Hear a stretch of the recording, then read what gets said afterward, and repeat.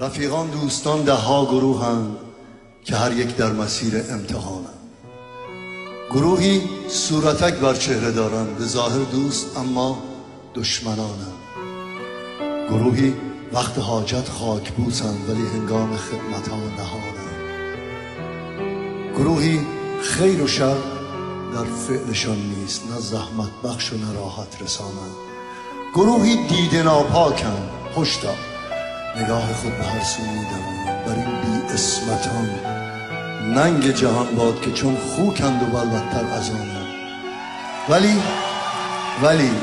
ولی یاران همدل از ره لطف به هر حالت که باشد مهربانند. رفیقان را درون جان نگهدار که آنها پربهاتر از جهانند.